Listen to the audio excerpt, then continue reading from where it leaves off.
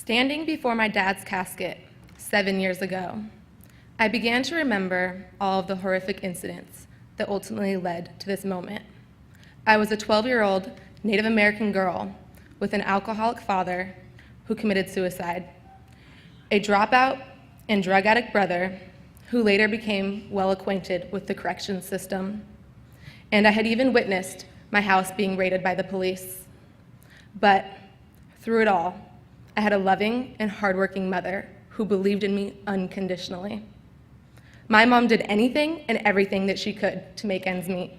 At one point, she had to work 3 jobs in order for me to participate in athletics.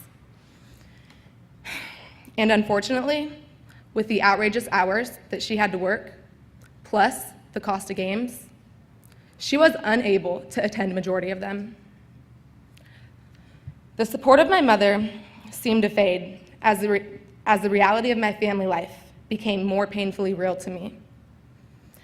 After my father's death, I hit rock bottom and had lost everything that had mattered: true friends, unity within my family, academic success, and my interest in athletics. Growing up, I was always told that I had a fire in my belly, one that could either change the world or destroy it.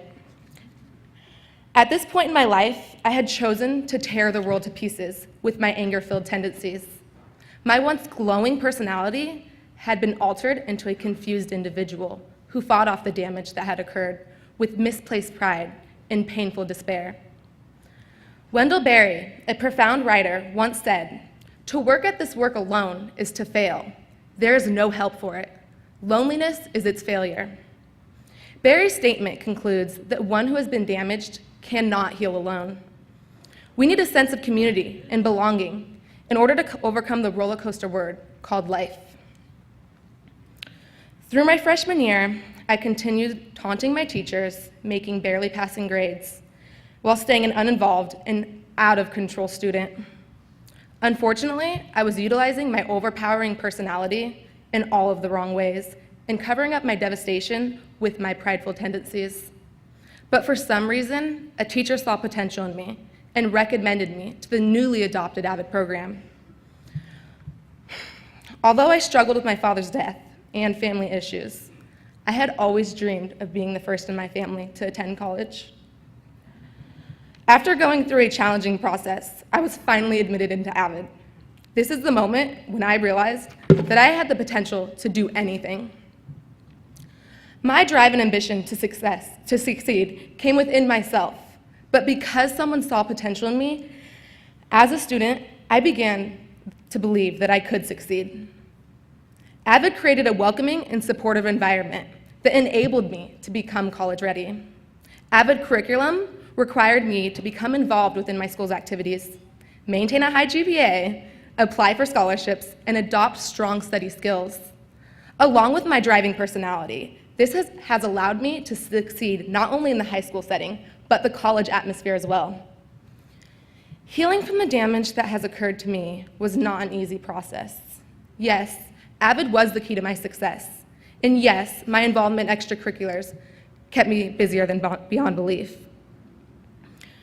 But I still hit several bumps in the road. I can recall numerous times when I wanted to give up because it was the easy way out.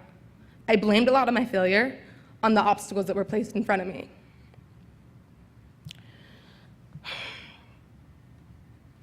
Through these times, there was one person, Karen Weberg,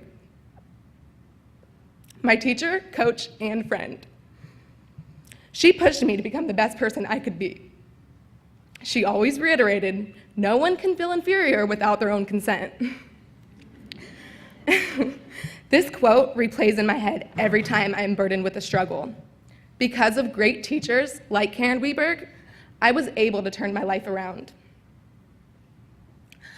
I stand before you today as the same Rita Helmbrecht who lost her father in 2002. But now, I am much stronger and more determined.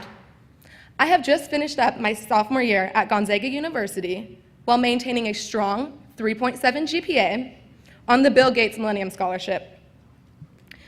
Because of AVID, teachers like Karen Weberg, my amazing mother, and the individual determination within me, I was able to overcome the obstacles that I had created at the beginning of high school, and ultimately turn my pride and despair into a state of reconciliation. This summer, I have taken on a paid internship in Washington, D.C. with the United States Department of Agriculture, and have continued my perseverance as a student at Gonzaga by being actively involved with student opportunities and organizations.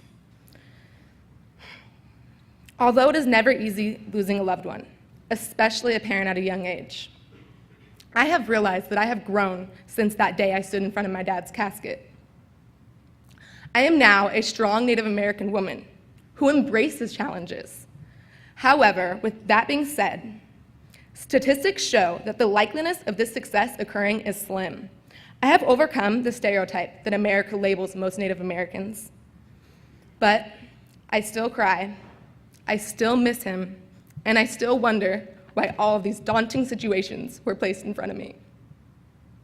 But I also realized that if anything had gone any differently, I would not have had the opportunity to break this cycle and give hope to other children who suffer as well. There are many of you here today who are teachers, principals, counselors, and AVID supporters. Along with sharing my story, I challenge you to find one student whom you think has the potential to become college-bound, but lacks the necessary resume, and embrace his weaknesses by showing him his strengths. I promise you that with a little hope and persistence, you too can change the life of another student. Thank you, and please remember what Wendell Berry says, a sense of community is key.